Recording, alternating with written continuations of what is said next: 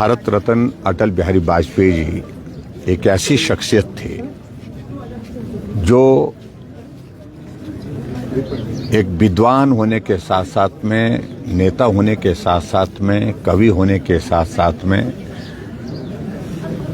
बहुत हृदय से संवेदनशील व्यक्ति। ऐसा नेतृत्व, ऐसा व्यक्तित्व बहुत ही दुर्लभ देखने को मिलता है। हमारे लिए सौभाग्य की बात है, हमारी पार्टी के वो नेता थे और देश के प्रधानमंत्री रहते हुए उनने जिस प्रकार से भारत की छवि को विश्व स्तर पर एक अलग पहचान दिलाने में सफलता हासिल की, तो मैं समझता हूं कि उस दृष्टि से अटल जी को हमेशा ही हम याद करेंगे। और खास तौर से हम इस बात को भी देखते थे कि जब कभी उनकी सभा होती थी, सभा में लोगों को लाने के लिए गाड़ियां कम पड़ जाती थी, मैदान छोटा पड़ जाता था, क्योंकि बहुत सारे लोग उनको सुनने के लिए आते थे। क्योंकि उनका भाषण जिस प्रकार से बहुत बेहतर होता था, बहुत अच्छा भाषण देते थे। अंत तक जब तक भाषण समाप्त नहीं होता था, लोग अपने स्थान से हिलते नहीं थे। और यही मंजर लोकसभा के अंदर, राज्यसभा के अंदर भी जब वो बोलते थे, जब भी बोलते थे, तो कितना भी वहां पर गर्मा गर्मी का माहौल, बहस का माहौल, तनाव का माहौल संसद के अंदर होता था, एकदम शांत होता था।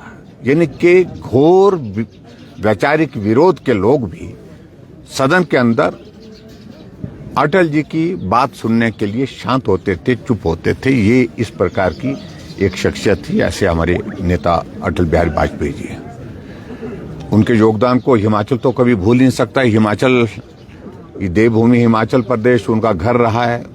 और कहने के लिए घर नहीं, घर यानी कि प्रधानमंत्री रहते हुए भी वो अपने गांव प्रीणी, यानी कि मनाली में प्रीणी के गांव में आकर के रुकना और वहीं से पीएमओ चलाना, यानी कि ये भी एक बहुत बड़ी बात है। वहां आकर के कविताएं लिखना, कविताएं सुनाना, ये हम सब लोगों का सौभाग्य है। उनके साथ कई बार इंटरेक्ट करने का, कई बार बैठने का अवसर हमको मिला।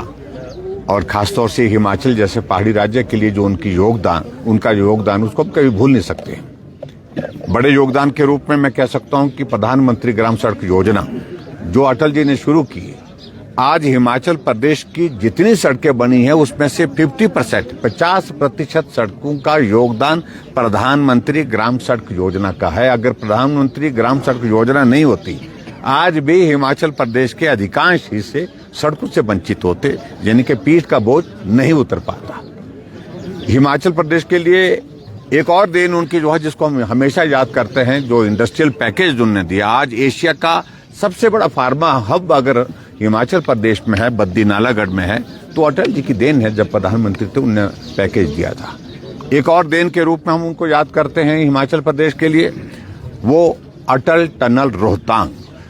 ऐसा एक तोहफा हिमाचल प्रदेश के लिए उनके माध्यम से मिला है, जिससे पर्यटन की दृष्टि से भी उसका महत्व है आज की तारीख में, सामरिक दृष्टि से भी महत्व है, और सुविधा की दृष्टि से हमारे ट्राइबल के इलाके, लाहौल के इलाके, पांगी के इलाके, और उसके साथ साथ में वहाँ लद्दाख जाने के लिए जो रास्ता बना, तो ये अटल जी की देन है। उनके ऋण को ये देवभूमि हिमाचल प्रदेश तो कभी चुकता नहीं करता।